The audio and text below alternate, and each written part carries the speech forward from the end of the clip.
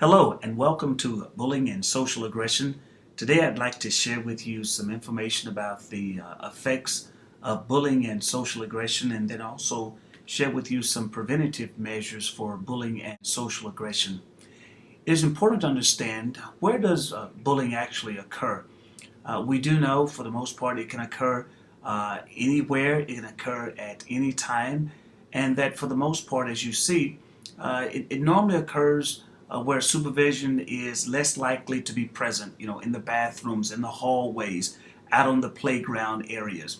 We do know, again, that because it's taking place in the gyms and the locker rooms and the bathrooms and so forth, these are places where an individual who wants to bully someone else normally kind of goes to those areas.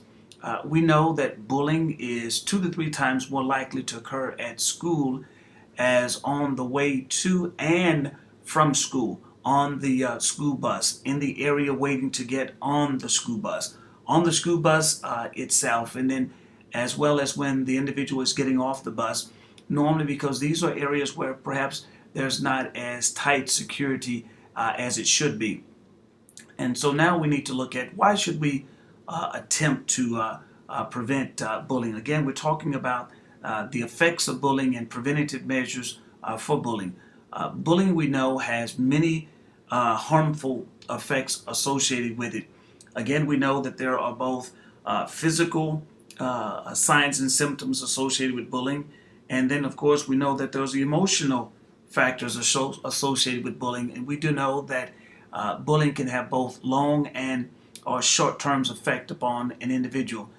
Some of the negative effects of bullying that we've found, for the most part, bullying produces negative effects upon the victim, the person that's actually being bullied, the person who's doing the bullying, him or herself, as well as within the social client, the environment there at the school. It produces negative effects upon these individuals.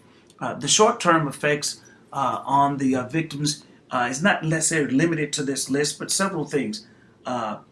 Painful, humiliating experiences, for the most part, that will cause the individual to feel distressed, confused, not wanting to be at school, having no excitement about school, having no joy about school, unhappy about school, telling you at home that I don't want to go to school today, I don't feel well today. These are some of the short-term effects that the victim may be experiencing.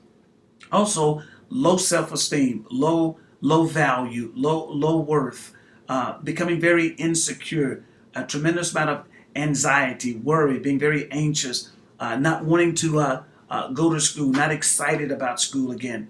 And some of the physical injuries or threats of physical, for the most part, will affect their ability to focus in on school, not being able to concentrate on the assignments, not turning in assignments, no longer excited even about being in a classroom as a result. And not only that, a desire to say, I just don't want to go to school. I would rather quit school. And you'll see in a few minutes what are some of the long-term effects that it might have upon the individuals. Again, the individual from a short-term perspective may feel very ashamed, not feeling good about him or herself, may see themselves as being a complete failure. They may see themselves no longer as being very attractive.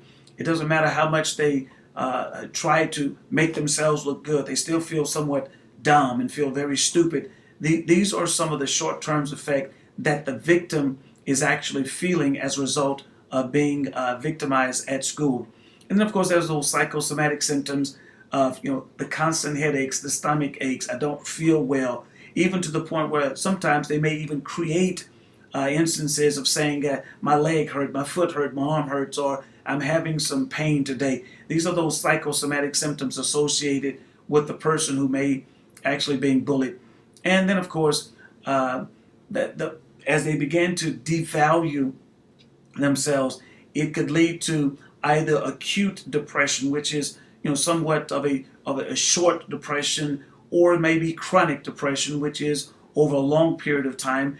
And then, of course, those individuals that may have said, I've had enough, I can't take this anymore, no one is listening to me, no one is aware of what I'm going through, and then ultimately the person may decide to commit suicide.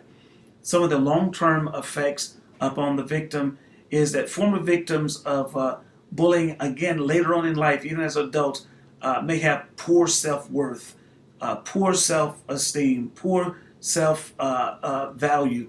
Some of the long-term effects, again, students, in particular the boys in this case who bullied, are more likely to engage in delinquent behaviors. They will begin to go to stores, they're shoplifting, no regard for private property, vandalism, and even get over into substance use disorders. Substance use disorders can include the use of alcohol or liquor, or even with substance use disorder and drug use, the use of marijuana, and even today, the synthetic drugs that are out there, the K2, the bath salts, and all of this will even carry over into their adulthood. We do know that bullies are 4 times as likely as non-bullies to be convicted of crimes by the age of 24. We do know that our penal system is filled with individuals who've testified and who've made statements that they were bullies when they were younger, and as a result of that, of course, then they go out and they do the violent crimes, or they disregard human property and value, and as a result of that, they find themselves in the criminal justice center as early as the age of 24. Again, the long-term effect on bullying, physical bullying, is a moderate risk factor for serious violence at ages 15 to 25. These are individuals, again, who are taking on the maladaptive aggressive behavior, the power, the control.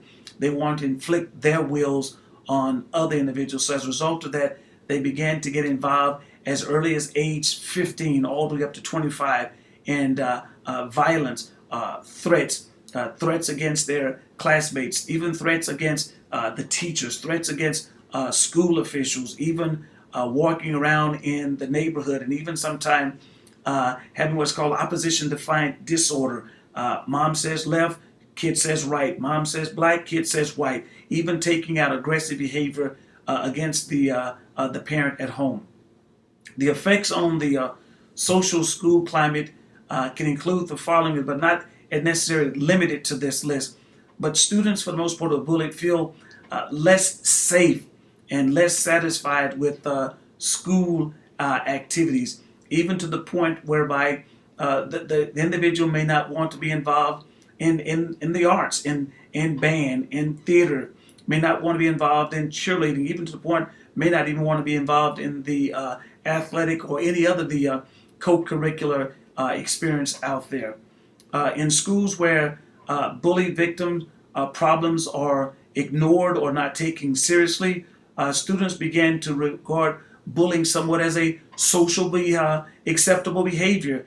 And as a result of that, they don't want to share it with anyone else. And even when their friends come to them and saying, I was bullied by Mike, or I was bullied by Sally, they might even get to the point where they acquiesce all of their rights, to the point they start saying it's acceptable, that's just part of what occurs around here. And as a result of that, it might lead to even more serious or severe issues with the individuals.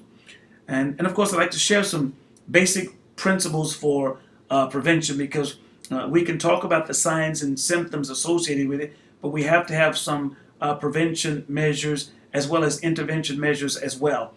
I think it's important that we have an awareness program to educate the teachers, educate the principals, the school counselors, all of those involved in the mental health aspect of it. Talk to parents, bring in folks from the community as well, to give them signs and symptoms associated with bullying, and also to make this an opportunity for all to get involved in the process to prevent bullying to occurring within our schools. You need to set some firm limits on behaviors that are not going to be acceptable at school. And when you have policies and procedures in place, it is important that you enforce those policies and procedures. It's important that as part of the student code of conduct, that it outlined very plain that there are punitive actions associated with those individuals that are going to be bullying others in the school.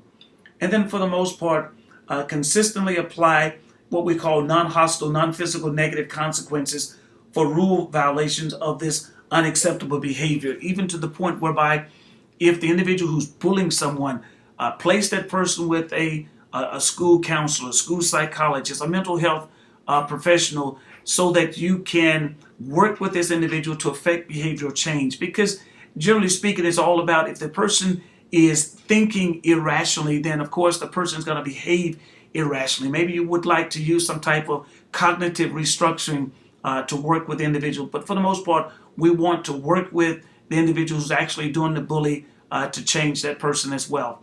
And then, of course, we want to encourage the adult figures at the school, the principals, the teachers, the school counselors, to act as authority figures and to serve as role models for the kids that are there in the school, because ultimately it is about a learning environment for the school, for the children, so they can enjoy themselves while they're there in the school. And again, thank you so much for viewing this bullying and social aggression, the effects, the prevention, the intervention techniques, but more importantly, thank you for viewing it, because again, you put a few coins in my pocket so I can get that beautiful daughter of mine through college one day. Have a blessed day.